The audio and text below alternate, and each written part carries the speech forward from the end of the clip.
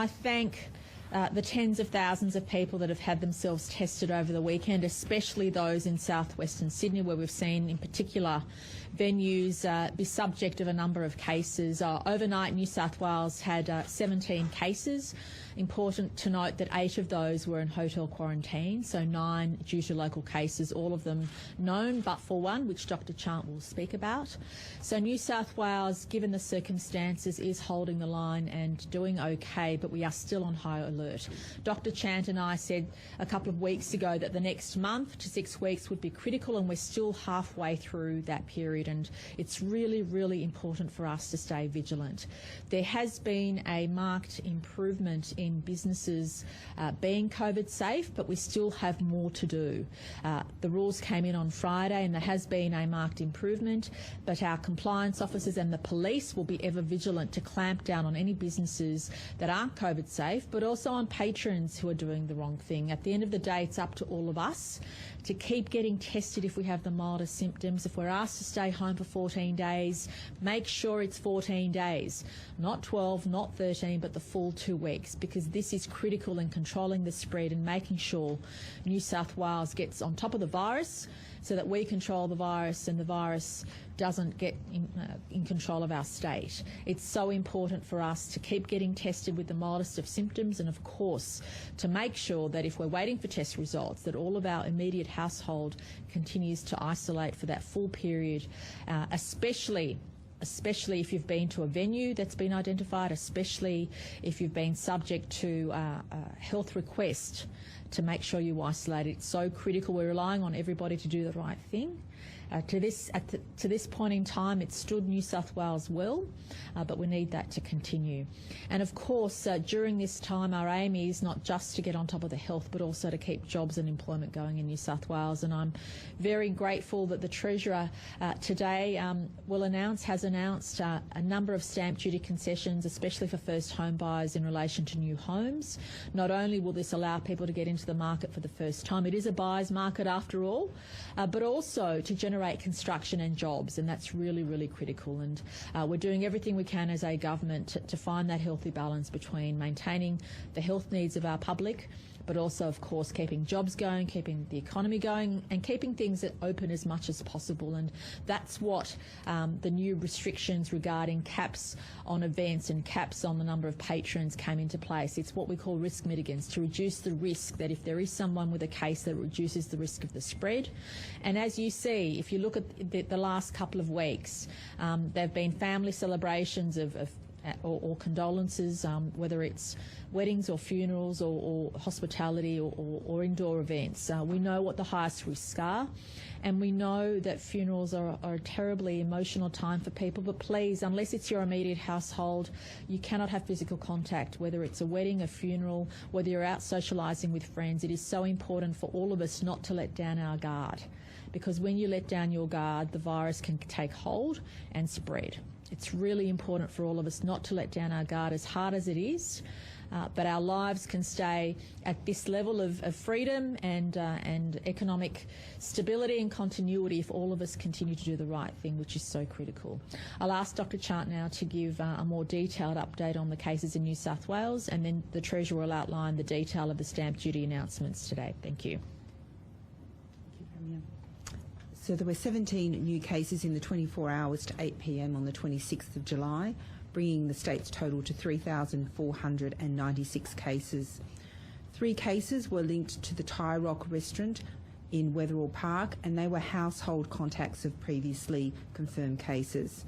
There was 4 cases linked to the funeral cluster at St Brennan's Church.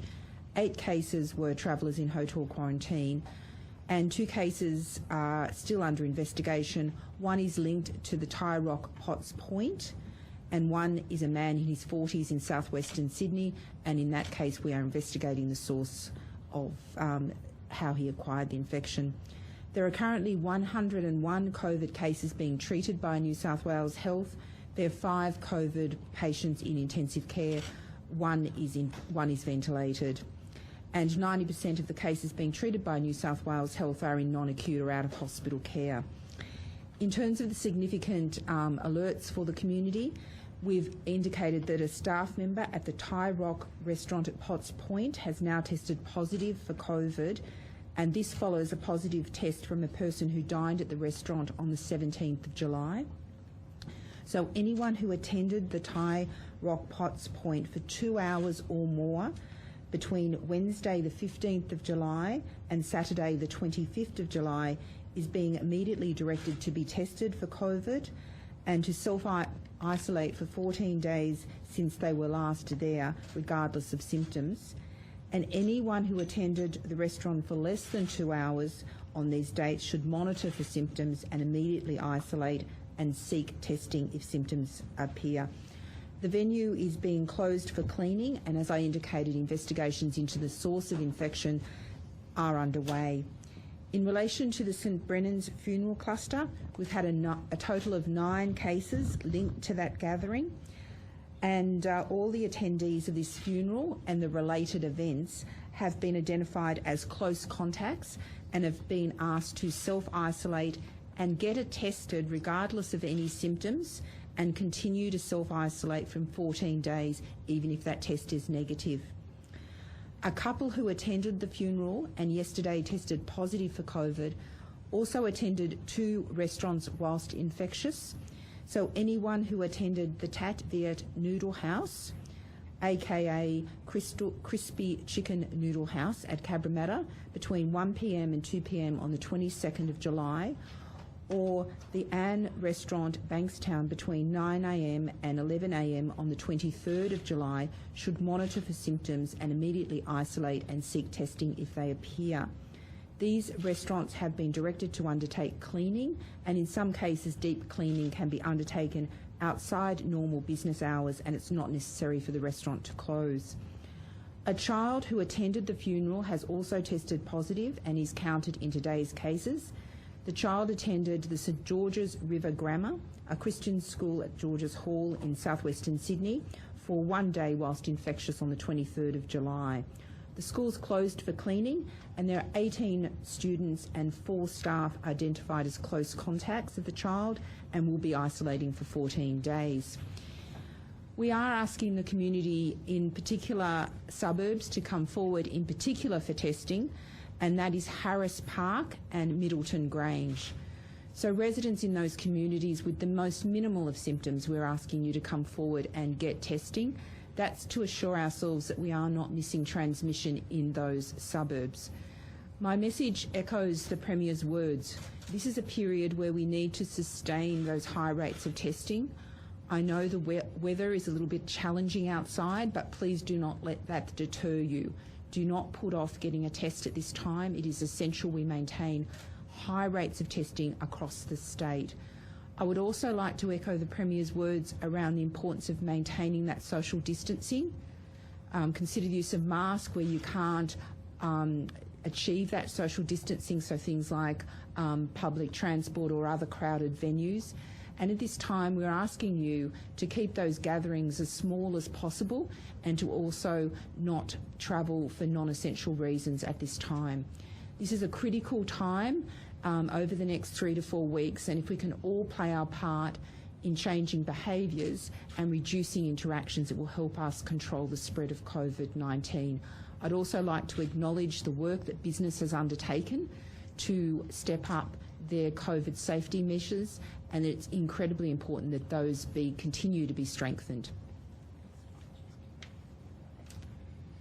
Thanks, Kerry. Well, today we're announcing some changes to our first home buyer scheme here in New South Wales. This is all about building homes and creating jobs. We've always said from the outset that we're going to put the economy before the budget, and today's announcement will help drive economic and jobs growth into the future. It's the great Australian dream to buy your first home, and we want to get as many young families into the housing market as possible.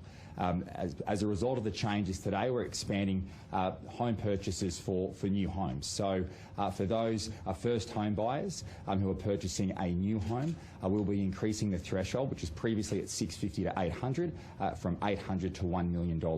That will ensure that at a cost of $78 million to the New South Wales budget, that over 6,000 families right across our state will get some benefit from these changes. Those who are currently buying new new and existing homes will obviously still receive the discounts that are there, but we're expanding it because we know that there are many first home buyers right across the state, giving them greater choice in properties they wish to purchase, but also driving jobs and supporting the construction industry.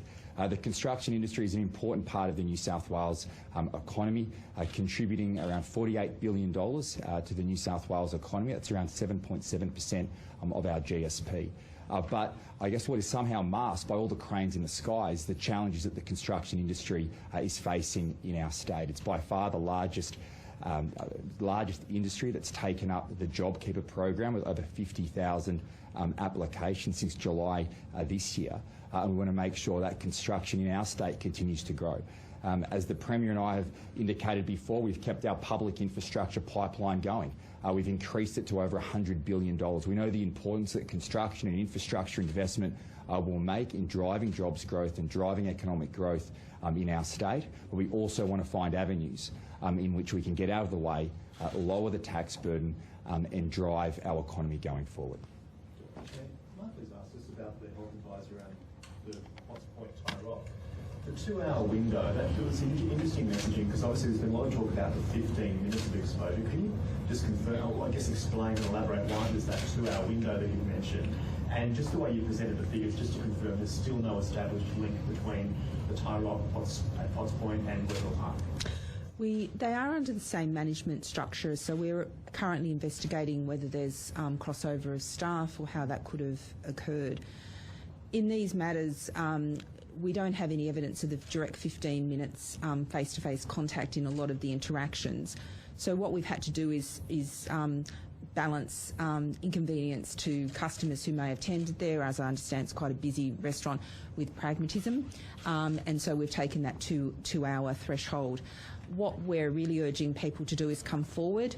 I haven't recoiled from the fact that we will, depending what we find, change our health advice as we've done with the funeral. So if we find that we're detecting more cases, we may modify that health advice. But that was considered a prudent level, and we're very pleased that when we do announce these hotspots or venues that we would like testing, we see incredible response from the community, which rapidly allows us to assess what the risk is. So I would urge everyone to heed the health advice and come forward for testing and isolate if you fall in that category. The management claim that there's been no people staff move from Wetherill Park to Potts Point. Could it just be a weird coincidence? Look, we will use, as I indicated, genomic sequencing. We'll use other tools to identify. These investigations are at the early phase. It's important we don't speculate, but we are exploring all avenues, and we will update you if we find any firm links. The case was reported last week. There was a customer that had eaten there. Do you think it's come from the customer, or was the staff member already infectious? Again, there are challenges in often finding which way transmission occurred, and it's important we look at the whole picture. So at this point in time, until I've got all the genomics before me, until we've completed our investigation, it's too early to speculate. The case from last week, the number of cases in that cluster has quickly risen across the week, more than the Crossroads cluster now. Is it a particularly virulent strain, or what would you put the fact down that has spread so quickly? It's important to know that many of the cases that we're reporting today are in people that are household contacts of people, and they're isolating, so that we've broken those chains of transmission. But it does highlight that once a member in a household is infectious and they've had some time within households, that can easily seed that whole household. And I think I've highlighted to you that that's why we're particularly focused on the risks associated with indoor gatherings and your social networks and our greatest risk of COVID transmission. The case that attended the Tie Rock and Potts Point that was diagnosed or announced last week, who is now reported attending the Tie Rock Potts Point, where did they contract with that? That's still under investigation. There are a couple of other links being explored, but obviously we're wanting to find which way the direction of transmission occurred. So as I said, that's part of the holistic investigation in terms of who could have possibly infected whom or how the virus was transmitted in that setting. I've got to say that our focus now is actually making sure that we've identified the full scope of any transmission events that may have happened. Whilst we are looking at the source acquisition, at the moment we really want people to come forward so we can assure ourselves that we haven't missed any chains of transmission in the community, consequence of those cases. Do you think you've cut the chain down in Bateman's Bay? There has been an increase there for a few days. Look, I'm incredibly pleased with the response of the Bateman Bay community. They came out in incredible numbers for testing. It gives me comfort. I'm always a bit more of a cautious person. I just want to wait for a few more days. But the fact that the community responded, the fact that the community have heeded the messages, public health measures, gives me confidence that we can bring that under control. There are 5 people in intensive care now, and that seems to be quite a marked increase from last week. What can you tell us about that? I'm not sure that that's a marked increase. We've had generally around been reporting about 3 or 4 people in intensive care. It's pleasing to see that one of the cases is no longer requiring ECMO, which is the more intensive therapy. Clearly, intensive care is an important element of the management, and we have great intensive care capabilities in New South Wales or across Australia. How are you feeling about the case numbers in general? You said, a couple of weeks ago that this was a critical point. We're sort of 2-3 weeks into that. You said we've got another 3-4 weeks to go. Where we are at the moment, what's your assessment of how we're going with the numbers?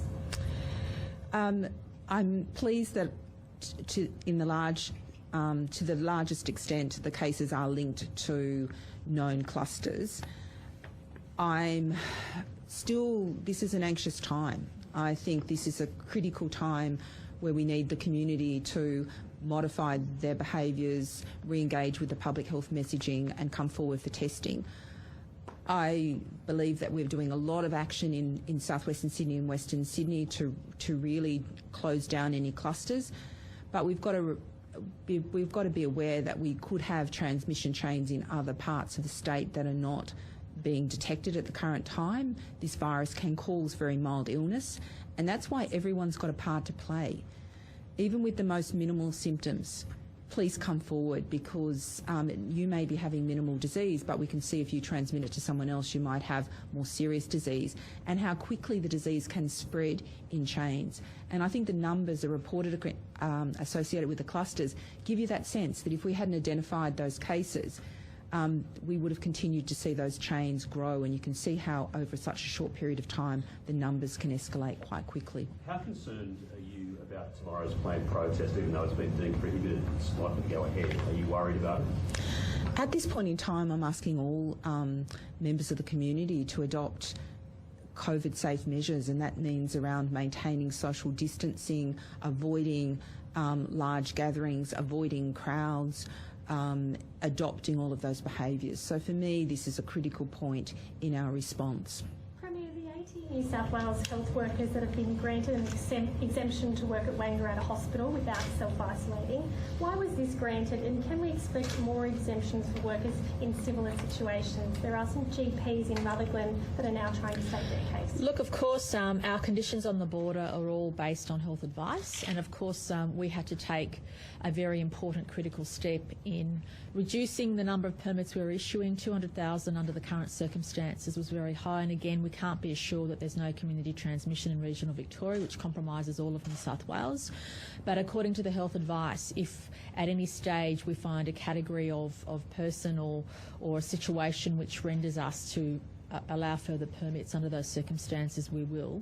For us, it's really walking that fine balance of protecting the community against the spread of the virus, but also making sure that we don't make life unnecessarily difficult for people who live in those border communities. And there'll always be people who will argue the balance isn't right one way or the other, but we have to do what's the safest thing for all of our residents in New South Wales. In fact, can I say we've gone over and above to make sure those border communities are taken care of as much as possible.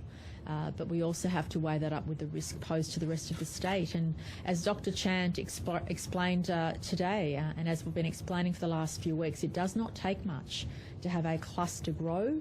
It doesn't take much. And just think about what each of us does in the last 14 days. We go shopping to buy essentials. We get out of the house to go to work. We might drop children off at a sporting event. Look at all the things we do in our lives in the last 14 days. Even if we're asked to modify our behaviour and we're only doing the essentials, Wales. And if you multiply that by tens and then hundreds and thousands, you can see how easily a virus can spread. And we have to err on the side of caution, and we have to do what's right for the whole state. But having said that, can I stress that we've been really try to be as thoughtful as possible about those border communities and making sure that we capture all the categories of people that need to cross frequently. The Treasurer was looking at this last week, but I'd like your opinion of seasonal workers such as fruit pickers, the citrus industry. That industry claims they're losing $1 million a day. Is there going to be an exemption for those? Well, firstly, my opinion doesn't matter. Everything has to be based on the health advice. This is not a time about opinions. This is a time about health advice. And secondly, we've had restrictions in place for seasonal workers since the pandemic became apparent back in January or February, so that's no different now. And we also need to look at the unemployment rate in New South Wales. I don't think anybody at this stage will find it difficult to hire labour, especially casual labour, given a lot of younger people are unemployed due to the hospitality sector taking a hit. So that is not something I'm concerned about. What I am worried about is to make sure people stay safe and in quarantine when they need to be. And I think that is on the rung of issues for us to be concerned about. That's not high on the list. Treasurer. What's your message to protesters who may go ahead with the Black Lives Matter protest? Please don't. For your own safety and the safety of your loved ones. This is not a comment on the issues you feel strongly about. Many of us feel strongly about those issues. But a pandemic isn't the time to do this. Pick a different way, through social media or through letter or any other way to get your point across. But conducting a protest at this time is highly irresponsible. We're in a pandemic. This is not usual circumstances. So can I please extend a plea to all of you who are contemplating conducting what is now an illegal act, given the court has deemed it such. Please refrain. Please use your energy in a different way, get your point across in a different way. Do not breach the health orders. Do not breach the rulings of the court. Police don't want to have to make arrests, but they will if they have to keep the community safe. We are at a critical junction. We're still in high alert. Whilst we're holding the line and we're so incredibly thrilled about the number of people that have come forward to get tested, it is still a critical time for New South Wales, and we only have to tragically look at what's happening in Victoria.